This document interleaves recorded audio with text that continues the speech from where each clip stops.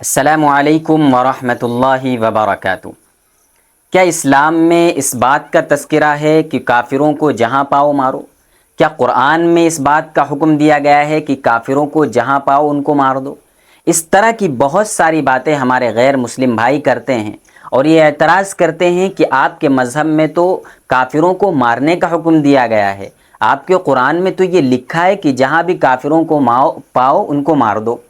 اس طرح کی بہت ساری باتیں ہمارے غیر مسلم بھائی کرتے ہیں، تو اسی تعلق سے میں کچھ باتیں اپنے غیر مسلم بھائیوں سے عرض کرنا چاہتا ہوں۔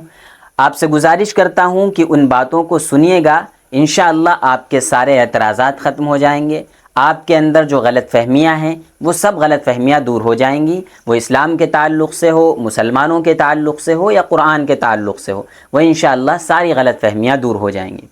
عام طور پر یہ کہا جاتا ہے کہ قرآن میں یہ لکھا ہے کہ کافروں کو جہاں پاؤ مار دو،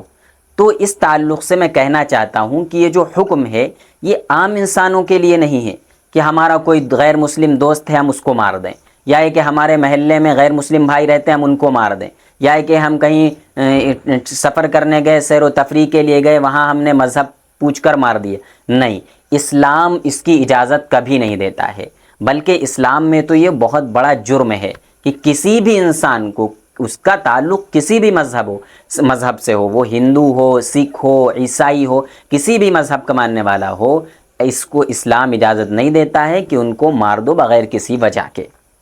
ان پر ظلم کیا جائے، اس کی اجازت بالکل نہیں دیتا ہے۔ بلکہ جہاں بھی اس طرح کا تذکرہ موجود ہے وہ یا تو ڈیفنس کے لیے ہے، یا یہ کہ اگر کوئی معاہدہ توڑ رہا ہے ان کے لیے تھی یہ بات، عام انسانوں کے لیے نہیں تھی یہ بات، آج کے انسانوں کے لیے نہیں تھی یہ بات۔ اصل میں جس آیت کو لے کر اعتراض کرتے ہیں وہ آیت یہ ہے فَإِذَا انْسَلَخَ الْأَشْهُرُ الْحُرُمُ فَاقْتُلُوا الْمُشْرِكِينَ، کہ جب اشہر حرم ختم ہو جائیں تو مسلمانوں کو جہاں پاؤ، مشرکین کو جہاں پاؤ مار دو۔ تو یہ آیت عام انسان کے لیے نہیں ہے، عام کافروں کے لیے نہیں، بلکہ ایک معاہدہ تو ہوا تھا، معاہدہ توڑنے والوں کے خلاف نازل ہوئی تھی یہ آیت۔ مسلمانوں میں اور غیر مسلموں میں ایک معاہدہ ہوا تھا۔ کفار مکہ نے یہ کہا نبی کریم علیہ السلام سے کہ دیکھو اس سال تم عمرہ کرنے مکہ نہیں آؤ گے، آئندہ سال مکہ آؤ گے، عمرہ کرو گے اور بغیر کسی ہتھیار کے آؤ گے اور صرف 3 دن کے لیے آؤ گے۔ مسلمانوں نے کہا ٹھیک ہے، ہمیں یہ شرط منظور ہے۔ دوسری شرط کفار مکہ نے یہ لگائی کہ جب تم آؤ گے تو بغیر کسی ہتھیار کے آؤ گے، اور اگر تمہارا کوئی شخص مدینہ سے مکہ آتا ہے تو ہم واپس نہیں کریں گے، لیکن اگر کوئی کافر، کوئی غیر مسلم مکہ سے مدینہ جاتا ہے تو تمہیں واپس کرنا ضروری ہوگا۔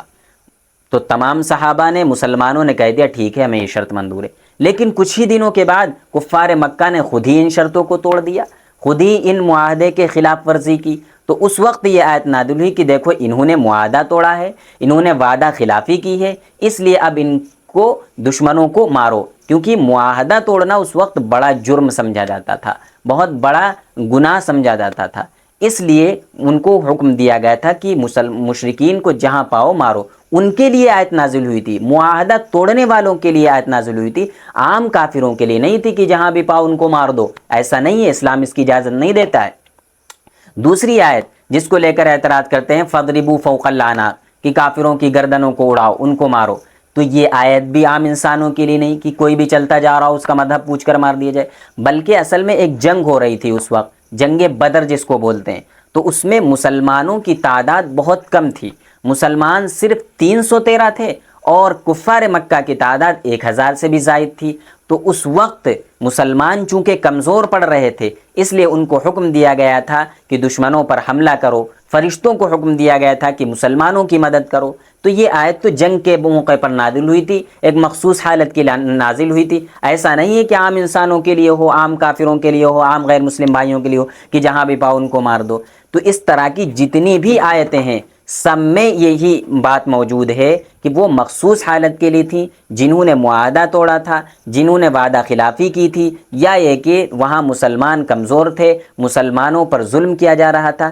تو ڈیفنس کے لیے یہ کہا گیا تھا کہ آپ ان پر حملہ کریں، بچاؤ کے لیے کہا گیا تھا۔ اگر کوئی ملک ہمارے اوپر حملہ کرتا ہے تو کیا ہمیں یہ ادھیکار نہیں ہے، ہماری گورنمنٹ کو یہ ادھیکار نہیں ہے کہ وہ بچاؤ کے لیے ان پر حملہ کرے؟ پاکستان نے ابھی جیسا کیا تو ہماری گورنمنٹ نے اس کو منہ توڑ جواب دیا، اچھا سبق سکھایا، تو اسی لیے وہاں پر بھی یہ کہا گیا تھا کہ اگر کوئی تم پر حملہ کر رہا ہے تو تم بھی جواباً حملہ کرو۔ ایسا نہیں کہ کوئی عام انسان ہو اس کو مار دو، یہ تو بہت بڑا جرم ہے۔ تو مجھے امید ہے کہ اب آپ لوگوں کو یہ باتیں سمجھ میں آ گئی ہوں گی۔ شیئر کیجئے گا اس ویڈیو کو تاکہ بہت سے بھائیوں کو جن کو اعتراضات ہیں ان کے سارے اعتراضات ختم ہو جائیں اور غلط فہمیاں دور ہو جائیں۔ السلام علیکم ورحمۃ اللہ۔